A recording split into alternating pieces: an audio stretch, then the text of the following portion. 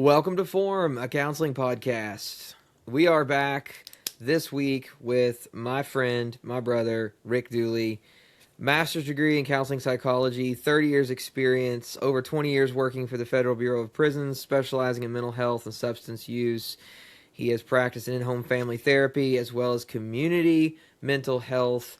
And we are talking to him about the 8 principles of healthy relationships. And Rick, thank you for coming back as always, and thank you for leading us through these 8 things. I'm excited to jump into this one today. I don't know why, but it kind of feels like this principle is my favorite principle. I don't know why. I think I found this one to be the most helpful in my own personal life. The hook here is that we all struggle in relationships, right? And the thing that's standing out to me is that we want to say, you're the problem, or they're the problem. And all of these principles that we're working through and learning about really are indicating I'm the problem. Correct. And I don't just mean me, Devin, because those listening will know I am the problem in all my relationships. But on a broader scale and broader way of thinking, if you're in a relationship and you're struggling in that relationship, you should look to yourself first. You could take up these 8 principles and actually improve this relationship regardless of whether the other person, I want to say this just right, so correct me if it's wrong, regardless of whether the other person changes. If you were to apply these 8 principles, the relationship would in fact be healthier, because most of the problems with our relationship is us. Yeah, I'm glad that we're getting that emphasis put on things, because you hear all the time that people will leave one bad relationship and go to another relationship. That turns out to be a problematic relationship. And then we hear, well, the common variable, the common denominator there actually becomes you as the person that's in all of these relationships that you are complaining about. And it's not that other people don't have responsibility in relationships. It is simply, if we consistently look at other people as the problem, then we neglect recognizing we can do something about the dynamics to change things, improve things, and have relationships that we enjoy.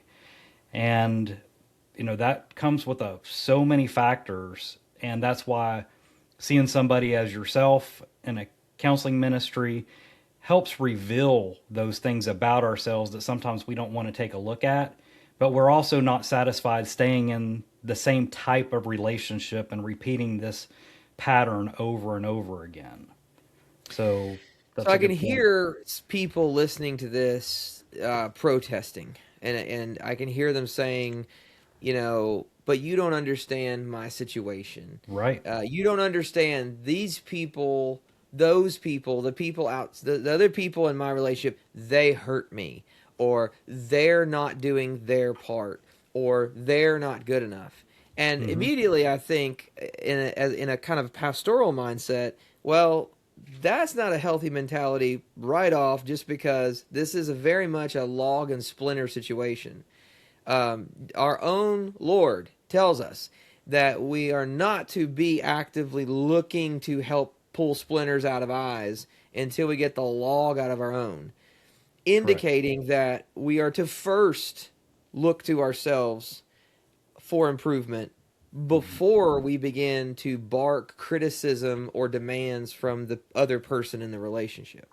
So right off, biblically, we can say this is a log splinter situation. Beyond that, what would you say to someone who is protesting and saying, but you don't understand? Well, I like how you put that there are valid things that we encounter in our life that are tragic. Abuse as a child, there's nothing you could have done about that. I don't want to ever discredit what somebody has gone through. The problem is that we often think we can't do anything about it. And so as you grow up, you turn into say, I've got all these problems and I've had this happen over and over again. And so I don't want this to sound insensitive, but the real tragedy is not that you had those type of things happen to you as a child. It's that now that you're older and you can do something about it, you don't. And so Mm. you keep re-experiencing this victimization almost, and it's at your own hands. And so therefore, like that's important to recognize the things that I can do something about and the things that I can't do something about. And so you start to build frameworks and boundaries, but it all starts going back to our first principle that we discussed, which was with Veritas. Unless we can take a real good hard look at ourselves and be honest about things, and that we start to have an awareness about ourselves, that we can create a strength. Remember, we were talking about with integrity, you're going to bear weight. Something's coming with that. And as you roll into the being imputable, being accountable, having that responsibility put upon you, you can bear that. You can't if you're just blaming everybody else. You can if you're looking at yourself internally and trying to change some things about yourself. That's not going to change overnight, but as a process, it is going to change. And hopefully that's why you're here. That's really good. Okay, so we started out with Veritas. Principle Mm-hmm. one of a healthy relationship is an honest look at yourself and Mm-hmm. an ability to tell the truth. And that honest look at yourself also implies that you're willing to bear the weight, particularly with integrity, that you're living in an honest way as well as examining yourself honestly. So there's a bit of self awareness and self Mm-hmm. management as well as um, a social awareness and a kind of an others oriented mindset. It has all four of maybe the emotional intelligent domains there. We want to see ourselves rightly and we want to take on responsibility, bear weight with Yes. integrity. Yes. Okay. That follows into imputability or imputable, the idea of taking on responsibility and being accountable for ourselves, Correct. right? And that okay, so those are the first two. We're leading into the third one in this episode, and it's talking about being. The word is rational. Rational. Love Right. that word. It's become part of my vocabulary heavily over the past few years. And one of the things that is so important about this one, because you said it a million times, and you need to say it a million more, which is that it's not a buffet. All of these go together. They all flow together. One of the things about rationality being so important in connection with the other two is that I can see and have experienced the those who would live their life thinking that they're being truthful and honest and that they're taking accountability, but live in their own world Very and good. therefore are not really applying the first two because they don't have this third one, which is kind of the objectivity. So Correct. launch into it, define it for us. Let's start there. Yeah, that kind of rolls right into this, and I really like your perception of people can live a certain way, and if they're missing these elements, these principles, so to speak, it's going to sabotage their goals, and it's not going to work out too well. Because if you are again like you want to be truthful, and you want to bear that responsibility, and you want to be accountable, but yet you have a skewed view of reality, that's you're going to always be left wondering and confused, and so are the people that are in your life. It's like we're seeing things differently here. So this concept of being rational is being unbiased. We're dealing with logic and trying to be on a factual basis. I think if I could lay anything out, it's is my reality based on fact, not my preferences, not the way I wish you did things with me. It's how do I interact with my environment and my relationships from an objective, unbiased standpoint. So if we're looking at the logical side of things, we are trying to remove ourselves in a sense from our emotions so that we can have a more objective and rational perspective. But we don't want to have our relationships to be all logic, no emotion, because that damages the health of that as well. So it's we've said this a bunch, which is there's a ditch on both sides of the road. So an emotionless relationship is really not much of a relationship. It's a business partnership. It's all business. But there is an element of bringing in this situation, I'm looking at myself and I want to get an honest assessment of what I have to work with. So, you know, I need reality. And so there used to be an old TV show called Dragnet. And one of the old detectives would just come in and some lady would be talking, wanting to tell all this other stories about everything else going on in the world.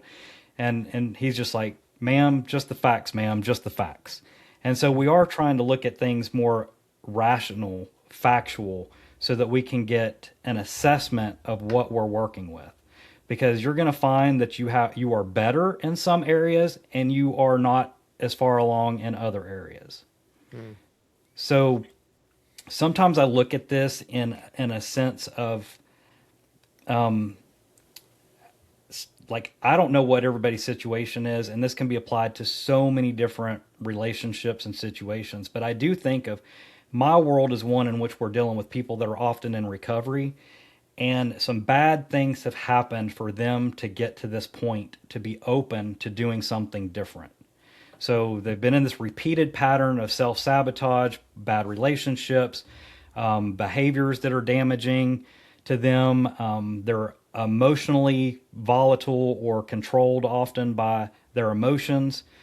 And, you know, if you bring in substance abuse or addictions to mood altering behaviors, they have life damaging consequences. And those life damaging consequences sometimes remind me of, like say a tornado comes through and it just destroys the whole community. It may have destroyed your house and you come up and you're like, is this a catastrophe? Like nobody would even debate this is a catastrophe. There's some Right. really bad things that have happened. If you stay in that mindset of it's just a catastrophe, then there's nothing you can do about it. And that sets you back into that victim mentality of, yes, something bad happened. We don't want to disregard it, but we also don't want to disregard the reality that you have some skills that maybe you didn't even know about. You go back to your house and you go, I've got to rebuild my house. And you're like, well, what do I have to work with? I have a shovel. You Mm-hmm. know, there's something. I have a I could have cut garbage it. can. If I Right. got a garbage can, maybe I'm just cleaning up. Right. There's a starting point after a catastrophe that if anybody's gone through it, it's just that devastation and confusion and chaos. And then you're like, this is my starting point. And Mm-hmm. it starts with you. It doesn't start with everybody else. It starts with you. Now, it may mean there's times where people come alongside you as a support system and say, let me help you out. But it's not always that way. And it's nice when it's like that and you're part of a community, but maybe you're not. Mm-hmm. And so I'm trying to paint a picture of wherever you're at is where you're at. And so part of why you care about the healthy relationships is probably because they haven't been so healthy. Or Mm-hmm. you want to make things healthier, which is fantastic. Maybe you're coming into a group and you want to bring something else different this time. You want to bring a value and you've thought, I can't bring anything else. And it's like, no, let's take an objective look and see what you do bring because you showing up is a big deal. You bring something to every interaction. And even your absence will cause an issue at times. So, there obviously I've got a lot to say about this subject, but I just Very don't want good. people No, to feel like they don't have an impact when they do. it's necessary because I think that subjectivity may be one of the words that defines our times. So objectivity, being rational, is so countercultural. It's so different than what we're used to. We have a Disney version of love, which is that if love attacks you and sweeps you off your feet and makes you swoon and pushes you a certain way, you got to go with it. Because if Right. you don't, that is immoral. That's a subjective type of love versus more of an objective love that says, despite you, right? Which is what we hear in Right. Scripture. Despite us, Christ died for us. Despite how you act in this relationship, I will act out toward you in your best interest. That takes an objectivity to do that. That takes a rational understanding that is not natural to us. We have a hard time changing between our perspective, or as I like to say, our perception, into perspective. And here's what I mean by that. I define this like my perception is how I see the world. Perspective is when I'm able to see others' perceptions of the world. We have a hard time being able to be objective, rational when we think about the scope of our relationships, we think about society at large, and then especially when we're engaged with someone that we want to be in a relationship with a loved one, it becomes very difficult to maintain objectivity because what ends up happening in a relationship? We end up assuming things about the person we love. We end up acting out on emotion, which again, emotion's not bad. Emotion's an alarm system that indicates that we're hitting our goals or not, right? But we end up developing these goals toward a person in a relationship that actually aren't great, and those goals can often be Mhm. developed through subjectivity. Okay, so I'm going a million different places here. My point is that this whole idea seems to be counter what we are taught from a very young age about relationships and love in society, about truth, and so this concept it needs to be ironed out a little bit. What does it look like if I am to today adopt this rational, governed by reason and logic, objective and factual mentality and principle? What does it look like if I'm to adopt that right away?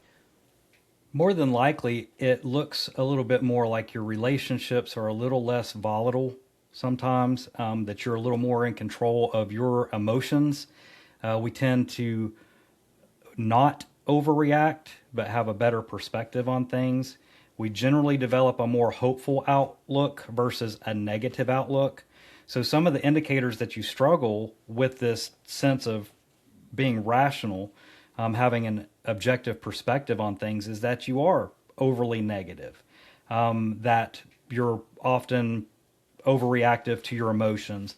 The other thing is that you often think that your opinions are facts, and which can come across Ouch. quite, yeah, it can, and we constantly, with yourself, you often think I'm right, and that's why I'm speaking about something, when in the reality is we could maybe hone our decisions a little bit better, our perspectives, and be a little bit more wise, or learn something from somebody versus just kind of showing up and thinking we have all the answers.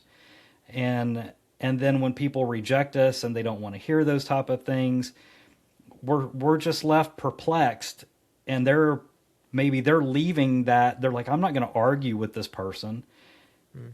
because they're not objective. They're not based in reality. They're just based all on their own opinion. And sometimes people just tend to avoid those type of interactions. And so maybe you've been getting a reaction from people where people just kind of avoid you. And again, we're not talking about being overly agreeable, but we're also talking about not being overly opinionated.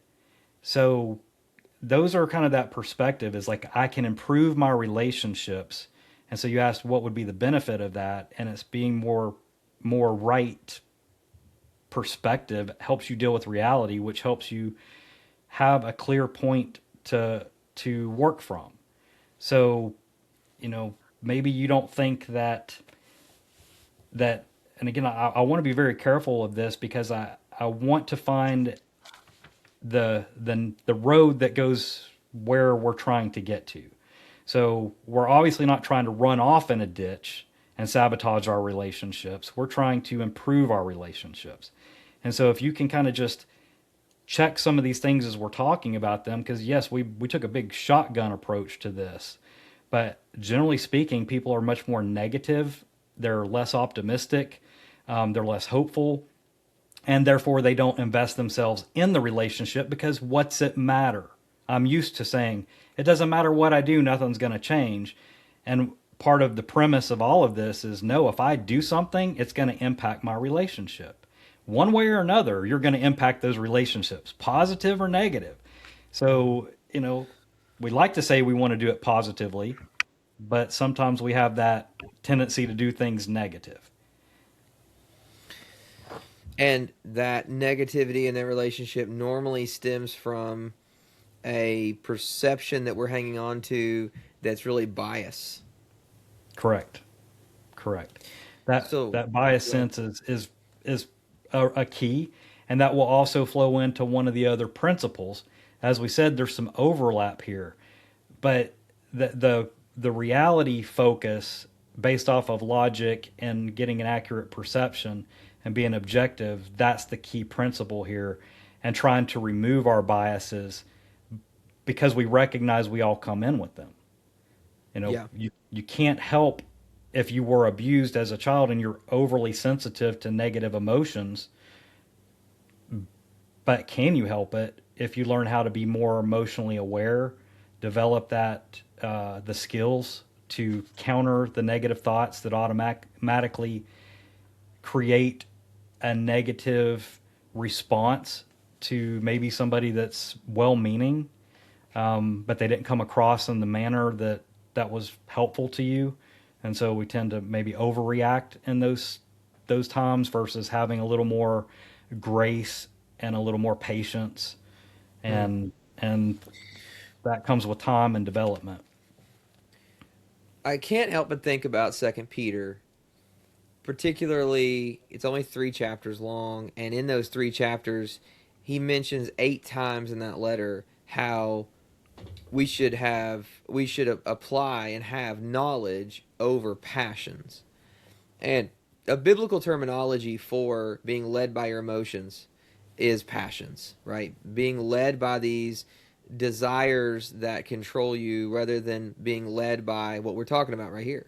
Hmm. Being led by rationale, being led by reason, and logic. And in the Christian life, and particularly the way Peter writes Second Peter, uh, the rational thing to do, if Christ is who he says he is and he's resurrected like he says he's resurrected, which we believe, the rational thing to do would be to practice the things that he then immediately launches into. He says you have divine attributes that have been given to you in Christ, and so the things that would be right for you to be pursuing, and he goes into a list.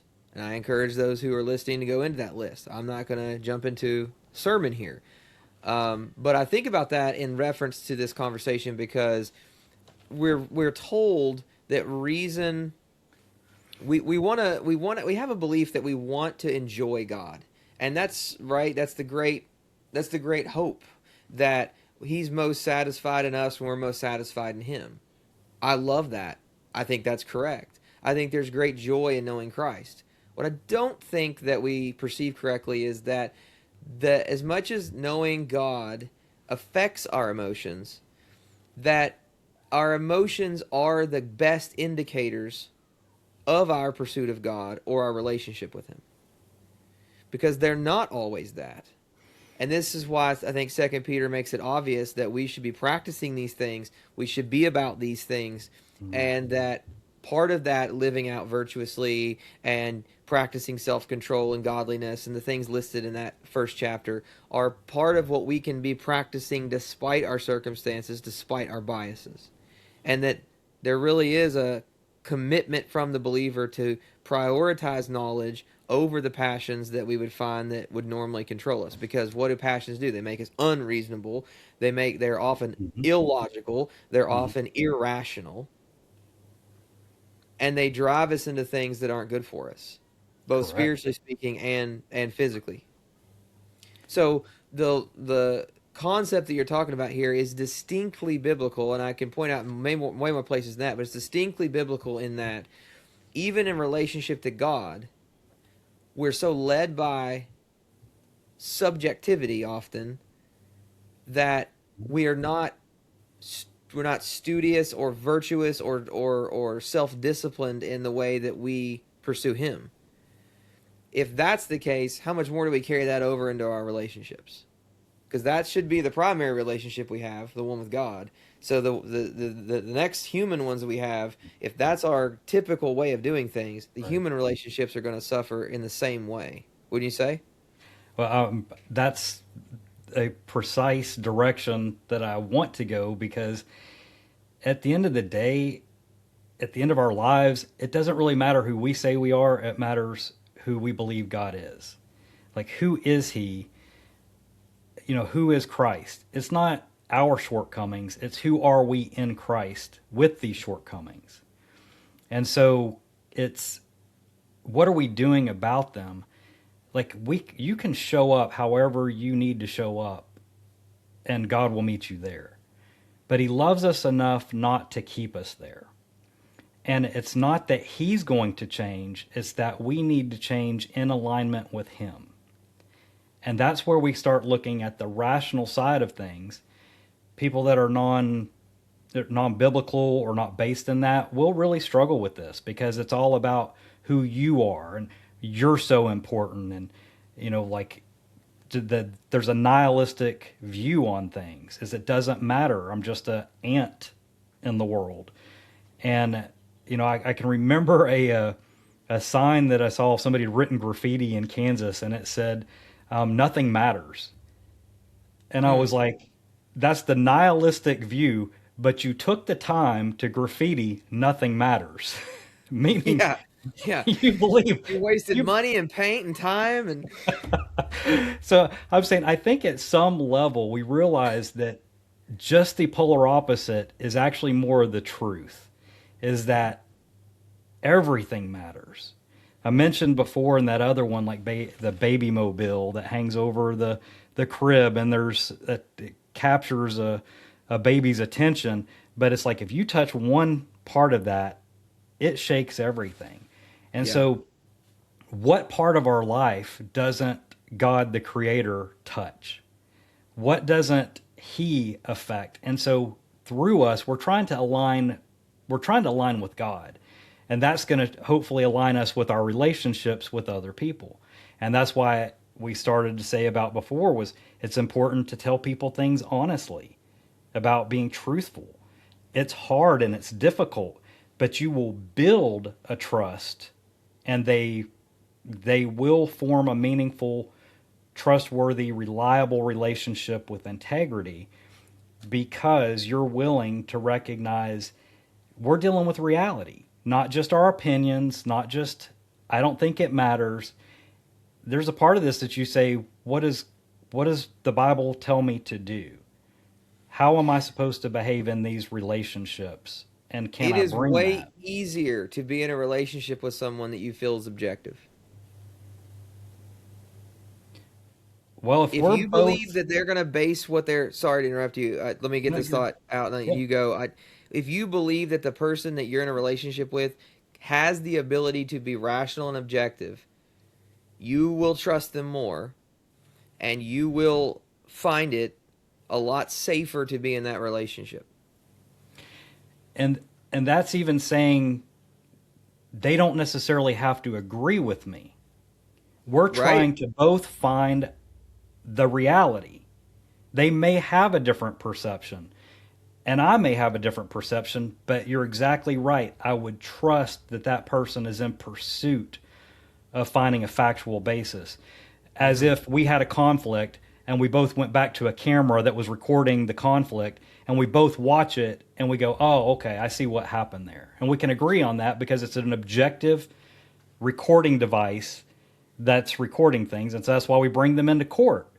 Yep. If we didn't, I want to bring my opinion. It's like what you said in the beginning, is he who says something at the first is the one that's believed initially until they're Yeah, Proverbs cross-examined. 18. That's right. Or yeah, Hmm. Proverbs 18. That's right.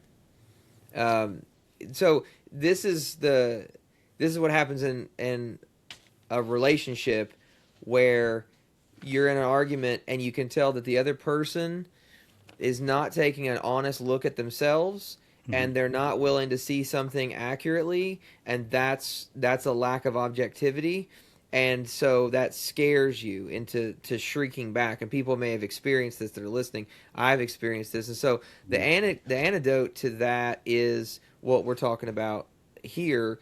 I'm going to be the person who can see both sides, which would be a more objective ability, right? I'm going to be a more reasonable person. I'm not just going to fight for my own will. I'm just going to fight for my own side of this argument, or for my way necessarily. But I can objectively see, for instance, something. If I'm gonna go up against my wife on something that we disagree on, then I want to make sure it's not just me trying to get my way from her, or get Hmm. my way in the relationship, as much as I want to make sure that it's for her good, and that it would be good for her even if it wasn't me as the one in the relationship. And you taking on that approach, that's part of the transformation of yourself, right? Is where like I used to argue just from my side versus seeing the other person's side, and it because that old saying of you can win the battle but lose the war. Yeah. So you're you're not fighting each other. You're actually on the same side, and we often kind of battle with each other. And so that's where I think in a Christian context is really helpful because we're at the end of the day we are trying to glorify God, and he's most he's most glorified when we're most satisfied in him, as you'd said before. You know, Hmm. we're ultimately not trying to get our way, and having confidence that how this works out is bigger than just this little disagreement that we might have, that there's something bigger at stake. Yep. And if we're both working towards working at factual basis of figuring out where is this problem coming from, then we both can figure out how to solve it. And you're much better off not being stuck in your own opinions than you are to listen to somebody else who may have a different opinion and be able to determine that makes sense, or maybe it doesn't. But if it does make sense, then you've got an ally now. Hmm. You are stronger because of it. But if you just come in and you're consistently just negative, it's my opinion, it's my way, the highway, um, or I'm just not going to engage, I'm not going to say anything. Hmm. Uh, that can also be an approach to damaging this, because other people need your help gaining that objectivity. Hmm. So you're both in it together, and again, this is applicable in so many different circumstances. Whether it's a marriage, whether maybe it's an issue with a child, and you're trying to come up with what's the best approach to handle this. You might think your way is right, the other person might think theirs is right, and it's trying to get a factual basis of what's in the best interest of the other person and what am I trying to do. And that's where those really key practical things that we work out in the counseling room often come into play. When I tell a couple to make "I feel" statements, that is to keep them from making accusatory statements, Hmm. Instead which of puts you a made me person feel, I feel right. Right. ownership. Or often it's worse than just "you made me feel." It's often something like "you did it," or Yeah, "it's your right, fault." It's a right, very accusatory. "I right, feel" statements are more like, embracing, this is my emotion toward what happened, along with the way I see it. That those practical steps are an attempt to actually draw back to an objective reality that both of you can agree on or correct. Because, for instance, as a couple, I say all the time, you're a team working on a problem. So it's not you versus your spouse and the problem's in between you. It's you and your spouse, and the problem is outside of you. You work on it together. It's a right. team mentality. But that takes an ability to be objective for you to see. I think it was Becky Kennedy. I've heard say, and this is kind of one of those realities that fits in here. It's the ability to say that two things are true at once. It's the ability to say, my wife is my wife and I love her and we're a team despite our disagreement, despite the problem. We're a team and I love her and I like her and I want to be with her. And there's something we disagree on. And being okay with both of those. When it's in our heart, so easy just to become, my wife disagrees with me and she's the problem. You know what I Precisely. mean? I do. I think that that recognition of how these other principles play into this is you mentioned something pretty important was like if you tell somebody else, well, you did this, and the other person says, no, I didn't, versus I did, I can see why you're upset about that. Right. What is Actually, what does that do to that? Now we are both really trying to hone in on this is a problem for both of us because it's interfering with us. So from mhm. that couple's perspective, is if there's a problem, then it becomes something we're both working on to protect our relationship. And the enemy of my enemy is my friend, you know. So it's Yeah. like we have a common enemy now, so we're actually going to be joined together versus And you and me. that's actually really important to point out as well because people can say in false humility what you just said, which is, oh yeah, you're right, I see it. And then they grow incredibly resentful and bitter and get incredibly malevolent toward their partner, toward their spouse, when if you are truly pursuing rational objectivity and reason, that is the step to actually be able to say that and mean it.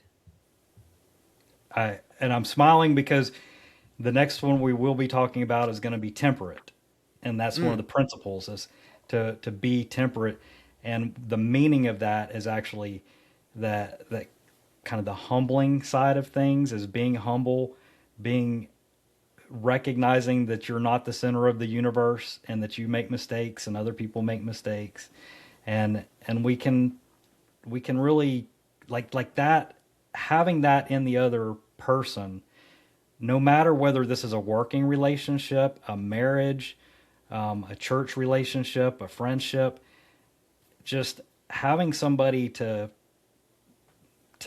bounce the things off of to get an accurate perception because it's hard to be rational at times when our emotions are taking hold.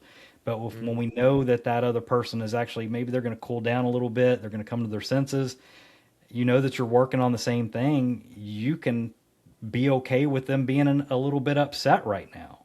yeah. You can actually That's remain stronger in the moment of tolerating somebody else's negative emotions. I didn't say abusive behaviors or anything like that. I said negative emotions. And it's nice when somebody will walk there with you and let you vent a little bit sometimes, to become a little more rational, to gain a little more excuse me, gain a better perspective. You mhm. know, it's nice when people will do that for you. But when they're defensive and deflective and, you know, they have no recognition that they could actually help you in this situation, we notice that they're not helping me. But it's like when you're in that situation, can you help them? So, This is the way I'd like to end this particular topic. So instead of putting you on the spot and saying, give us some practical ways we can end this with how to become more objective, more rational. I'd like to go through some cognitive distortions and have you make a comment on them as you see fit. okay. Because one of the things that we have as a resource to us are some common cognitive distortions, is what they're called. Essentially, these are the most common things people do that are irrational thinking and the ways that we go wrong. And then if you want to comment on how you can minimize that or what would be the opposite of that or whether this how you've seen this play out, whatever you want to comment on, I'm just going to read some off and then give you time. You just jump in. So we'll run through like 9 of these. I think is good. I know there's 12 sometimes and there's 10 other times, but I think some of these are subcategories. So the first one is magnification and minimization, exaggerating or minimizing the importance of events. You might believe your own achievements are unimportant or that your mistakes are excessively important, and this of course coincides with catastrophizing. Right. Right. That again that one fits very nicely into our next one we're going to talk about with the temperate because it's being the right size. You know, there Mm, are we have actions that do impact each other. So we either say that wasn't important to them or it was overly important to us. So, I minimize the importance of what I just did to you. Maybe I dismiss you and go, you shouldn't feel that way. When the person is saying that, when we're talking about being rational, you can say, I understand why that upsets you. You're not making excuses. You're not minimizing. Yeah. Um, Not trying to pretend like it doesn't exist or blow it up into something um, much worse. You have it the right size. All right, that's very helpful. We'll take that on the next one. Um, Overgeneralization, making broad interpretations from a single or few events. mhm. I think that one kind of goes into that opinions, like your opinions are masquerading as if they're factual. Um, it's your opinions are not necessarily facts, and so trying to maybe gain further information, like maybe I don't understand where you're coming from. Can you explain a little bit more? So you're trying Helpful. to extend a little more understanding towards that other person and gain clarification, not to set them up to try and create a counter argument, but a genuine, inquisitive question that helps you gain clarification for why it's important to them. Why do they say it's important, and not minimizing that, kind of back with that other one. Helpful. This particular list um, references this one as magical thinking, which is the belief that thoughts, actions, or emotions influence unrelated situations, such as if I hadn't hoped something bad would happen to him, he wouldn't have gotten into an accident. Yeah, I think that's maybe giving ourselves a little more power than we might have. You And know, being totally irrational, right? This is a great example of being irrational and yeah. not rational because we can also accuse someone of that. Well, What do you you mean by wanted that? that to happen. Mm, right, right. It's like, so what if they wanted it to happen? Is that rational to think that their desire somehow changed the outcome? And I think that that's again an opinion versus recognizing that did they do specific actions to make something occur Mm, versus did we do everything in our power to make something happen? That's a little bit different than somebody that's just like you're making a blanket opinion. You wanted that to happen. It's yeah, the examples could be, related to, you know, you didn't pay the bill on time, but did you want the power to get cut off? right, Those right. accusations of that versus one is somebody overlooked something and you're ascribing a negative motive to that as an opinion versus finding out what happened that led to this problem because you're both trying to keep it from happening again. And so you're both Makes on the sense. same side versus making accusations. This leads right into the next irrational way of thinking, which is personalization, the belief that you are responsible for events outside of your control. So there is like an old saying, like especially like in 12-step programs, is the Serenity Prayer. God grant me the serenity to accept the things I cannot change, the courage to change the things I can, and the wisdom to know the difference. I think sometimes we all struggle with that, is recognizing there are things within our control, which is kind of the premise of why we're talking about the 8 principles here, is there's many things that we can control and we don't think that we can. And then other times we think that we can control another person versus letting them be who they are and us being more aware of our own self management responsibilities. Yeah. So we're responsible to manage our own emotions, not do something to somebody else, control them. It, absolutely. We're also, and this is exactly what you're saying, but it's just an application to it. We're not responsible for how other people perceive us. I think that is, we work very hard to do that. We try to control how people see us. And that's actually a flaw, is we become vulnerable when we're more concerned about maybe vanity or Hmm. perception versus having confidence in Our, in our decisions and actions, right? Our yeah, responses to people. right, Am right. I honoring God with the way I'm acting out, or do I only know I'm right because of the response I'm getting back? That's a dangerous place to be. If I'm only judging myself based upon how you think of me or how you are responding to me, Right. versus being able to act out in a way that I know is right, God honoring, right? I can accept you the way you are. That's objectivity, and then I can choose my response. I like to think a lot of times that we have a responsibility to other people, not for other people. I'm not talking about your minor children or something like that. I am saying, though, we often try to manipulate other people's perceptions, so we may not like what we're hearing about ourselves when we talked about Veritas. Maybe it kind of reveals some things about ourselves that we don't want to think of ourselves in a negative way. But the reality is there's things that we can improve on. And without having an accurate perception, you're not going to fix anything. Hmm. And so if you're so busy trying to appear to be something that you want to be, you're not actually taking the action to become that. Yeah. Yep. The next one has the major heading of jumping to conclusions is irrational thinking.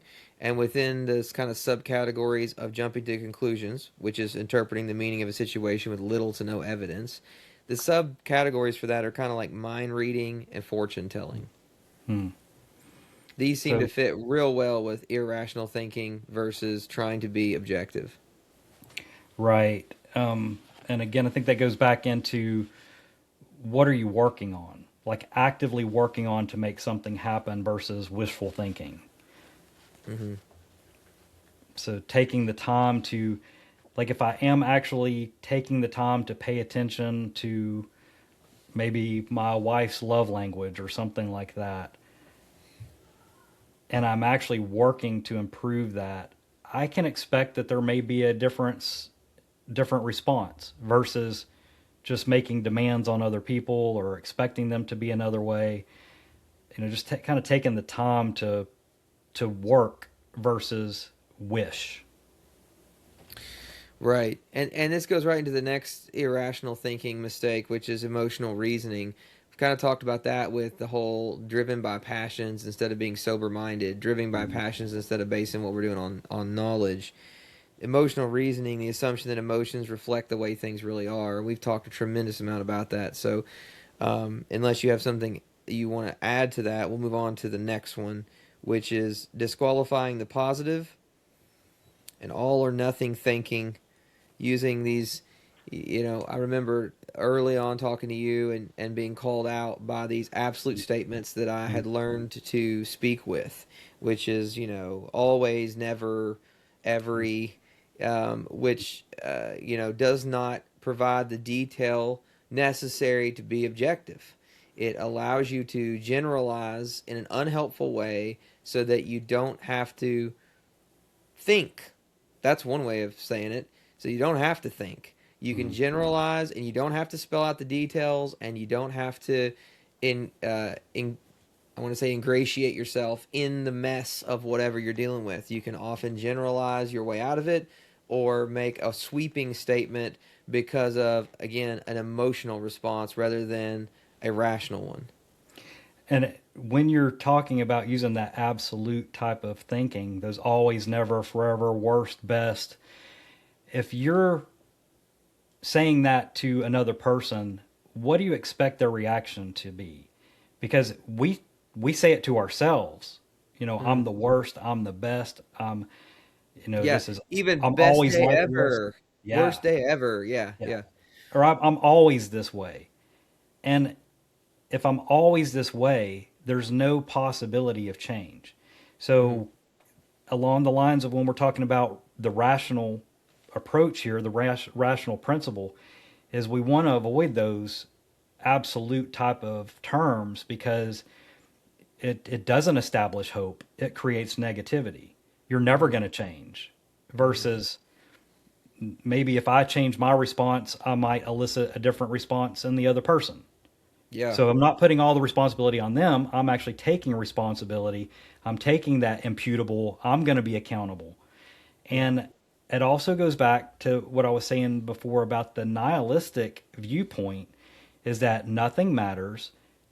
And in reality, when it does matter, but nihilistic is a cop out. Hmm. It's like it doesn't matter what I do, so I can just do anything Yeah. or do nothing. Yep. And in reality, that's not factual.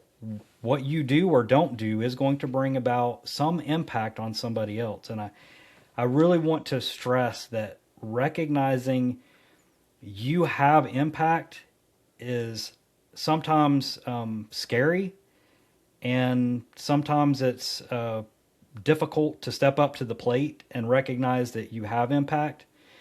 And also, it's easier just to say it doesn't matter what I do. So if people are recognizing that whether you choose to help, even a small act is often something big within biblical principles. If I show, when I show love when somebody else doesn't necessarily deserve that, what does that do to the dynamics of that relationship? And so you're called to recognize that you can do something different, even small.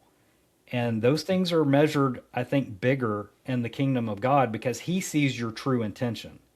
He can see through the BS that you bring along, is that you're just blowing smoke saying I'm doing something for a reason when you have ulterior motives. God really sees when it's the heavy lifting. And this is very difficult for me to give grace when I don't feel like giving grace today. But if I give grace and I change that dynamic, then that's going to change that relationship. That changing of the relationship is pretty much the whole point of recognizing we have power to influence our interpersonal relationships and make them healthier. We may not have been healthy. We are starting wherever we are, and we're going to make small steps that when you start doing these things, they will have big impact in your relationships. I love that. Very helpful. I saved this one for the last because this one has been the most impactful to me, and I feel like I'm going to be saying this on this podcast probably for the next, however long I do the podcast, because it was the most impactful and the most shocking, and that is should statements. And I think one of the most practical things that we can end with in talking about being rational is anytime you're using the word should, you're most likely talking about something idealistic or moral rather than the reality. Mm-hmm. And we sabotage ourselves in relationships with this. We want someone to do something different than what they're doing. They should do this. We look back in our own past. I should have. We look into relationships in the past. They should have. Anytime it seems that we use that word, or at least most of the time that we use that word, we're speaking about a irrational idea of what kind of, like you said earlier, we wish would have happened. Mm-hmm. And I love the joke, the more well, he should have, I should have, we should have, you're shoulding all over yourself. Mm-hmm. Right. It's this idea that you're so irrational that you're not willing to accept, well, he did, they did, I did. This is what happened. Now, how will I respond to what happened? So the should is one of the most powerful irrational type of statements because it is a preference. And when we are talking about reliability about being rational, that sabotages your ability to be rational. Because what dictates a rational or irrational should is reality. For example, if I say the sun should come up in the west, but it comes up in the east, what's rational? It comes up in the east, whether Yeah. anybody likes it or not. Kind of that Veritas principle is the truth, whether anybody believes it or not. It's not saying that you wish it would have come up in the west, but it didn't. And we sound crazy when we talk like that, like the sun's going to come up in the west, or something that's a preference when we're saying people should do this or should do that. What dictates reality is whether they do it or they don't. whether I do it or I don't. And there's many reasons why we do or don't do things. But all the gravitational forces in the universe are basically working to make the sun come up in the east. And so it starts to become irrational when we start challenging those things. And we are left with an emotion that is an unpleasant emotion every time we use an irrational should. And that is anger. So when we use an irrational should, we are left with a feeling of anger. And anger is an enemy. It often biblically creates a foothold in our mind, in our relationships, versus the reality dictates whether it's a should or not. And where we really have a hard time with this is again in that sensitive nature of where bad things have happened to you, and we're not saying they should have happened as a preference, but we are saying something did happen as a reality. So people that are demented, perverted, do awful wicked things, they do wicked things to people. So maybe you're on the receiving end of that, and this is a hard one to stomach, but it's a reality, and that's what we're trying to achieve is dealing with reality. If something bad happened to you, not because it shouldn't have happened to you, but it did happen to you, therefore it should have happened to you. It doesn't make it right. It does not make it okay. But it does help us to get into reality to understand people do things for very different motives. And I will then live in reality and respond accordingly in my reality. So I'll counter those arguments. It should have happened. It wasn't right. It wasn't okay. But what can I do about it now so that I'm not, and as I said earlier, you're maybe an adult now and you can do something about it versus before you were helpless. So I will leave this with being rational. If you're taking the challenge to be more rational, we're all also taking on the challenge to be more responsible, more accountable, more of that imputability, so to speak. So we'll take that on ourselves to try and navigate our lives and take responsibility for our relationships and our own health. That is a heavy thing. You brought it up. That's very, very, very heavy. But It is. if we're going to have healthy relationships, we have to have integrity, we have to be honest, we have to take responsibility for ourselves, and we have to work within objective reality. And if we aren't starting in that place, we're not going to be able to have a very healthy relationship. It might be fun for a minute, Yeah. Yeah. it might be a wild ride, but it's not a long-term plan if you don't start out with at least these three things. Thank you for coming on once again. I look forward to the next conversation and for the fourth principle as we move through these. I hope that you, the audience, liked this as well. I look forward to you reaching out. I hope that this stirs in you more and more questions. Reach out through email, formcounselingministry@gmail.com. That's the email address. You can like and subscribe to the social medias, sending personal messages on there. You can also go to formcounselingministry.org and you can shoot us an email there if you have more questions, topics, or things you'd like to discuss. If you have questions for myself or for Rick, we would love to hear from you. We'd love to be able to answer those questions, interact with you. So please feel free to reach out. Until then, we will see you next time right back here. Rick, thank you again. Thank you. My pleasure.